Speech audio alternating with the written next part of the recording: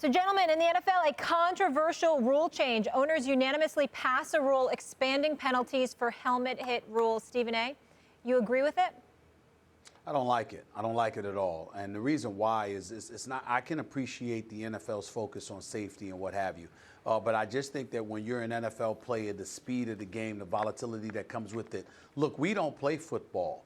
And if something comes close to us, one of the first things we do is lower our head. We brace. We tuck our chins in, what have you. It's instinctual. And for them to try to police it to that degree concerns me. They already have enough rules that are in place. They're taking the football out of football, in my estimation. And I just think it's just it's entirely too excessive. Every time we turn around, there's some new rules, and then they wait for years in order to modify things and recognize the error of their ways. Meanwhile, games are lost, dollars are lost because of fines and what have you. It gets a bit ridiculous, and I understand not leading with the crown of your helmet to some degree.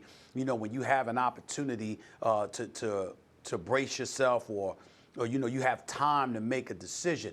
But in a split-second reaction, a lot of times what they penalize these guys for, I find completely wrong and excessive. I really do.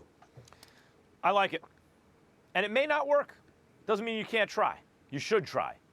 And the only way you're going to know if it's going to work, if it's reasonable, if it's plausible, but can you really, if it's practical, can this really be done, is if you try it. A lot of people aren't going to like it. A lot of people. There are going to be a lot of quotes from a lot of players, present and former, who complain about it. What do you want me to do? I might be on this show during the season saying, what is that player supposed to do in that situation? How can you be penalized for that? That's what Stephen A. just said, a natural reaction, or how else do you want them to tackle them, given the circumstances, the body position, etc. All those things will happen. That still doesn't mean it's a bad idea. The question is, what kind of society do we want to live in? The fact of the matter is, I understand, football is very dangerous. It's bad for you. It's bad for your body to play football. And yet we play it. And that's good. I'm glad we live in America and we can make the choice sometimes to do things that are bad for us. But if the league really wants to continue to grow, then these are the kind of steps they need to make, or at least they want to prevent themselves from shrinking. These are the kind of steps they need to make. The biggest problem facing the NFL going forward, presently and going forward, is not protests of the anthem or the owners or whoever's protests against the protests. No, I don't even know if that actually has an effect, in spite of what some people say. Cord cutting, of course, is an issue. Yes, we know. You keep telling us that. That's an issue for every single entertainment entity, cord cutting. But for the NFL in particular, it is the physical toll it takes on the players. It is a dangerous, violent sport. And the owners are wise to be out in front of this and not just always reacting to the Max, latest help me problem. out with something. Help me out with something here. And I'll go back to you. It's more of a question than a debate here, okay? I get your point, and I don't necessarily disagree with you about the importance of the safety of the game and how they need to prioritize this, because this is a bigger issue than the protest, the anthem, and all of that other stuff. Fine, I understand that.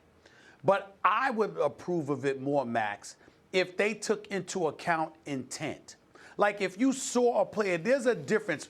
You saw what Jack Tatum back in the 80s, I think it was in the 80s or 70s, what he did to Sterling. Okay, you saw what he did to Darryl Stingley. I'm sorry. You saw what Jack Tatum did to him. You saw what Vontaze Burfict and the hit was on Antonio Brown. You've seen things of that ilk.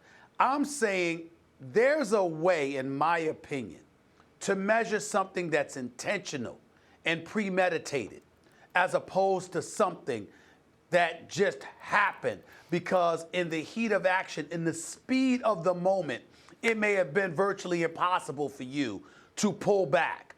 I think if they said they were taking that into consideration and they were going to leave that to the discretion of the officials, I would approve of that more so than a hard and fast rule. If you hit somebody with your helmet, boom, it's an automatic penalty. Well, I'll say this, Stephen A. I pretty much agree with that sentiment. But let me make the counter argument, which I think is also a good one.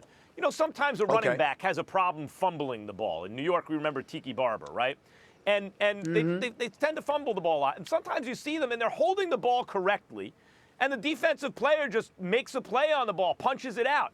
the coach still sits the running back, and you're thinking, wait a minute, what else could he have done humanly to protect that ball? But the coach's point is, I don't want it. The old expression is, don't tell me about the pain, show me the baby. They don't care.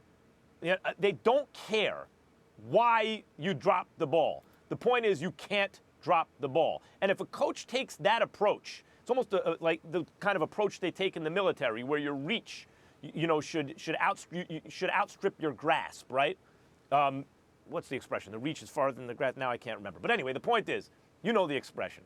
The point is that when you make standards, even if they seem unrealistic, but the point is, no, we're just going to look at those results. Those results better be in line with what we want, or there's going to be a problem. Somehow, there tends to be less of a problem. So in applying an unfair standard or a seemingly unfair standard, even in instances where it seemed unavoidable, if there's penalty for doing it, you tend to achieve a greater result than if there isn't. And I think that's the best argument that could be made.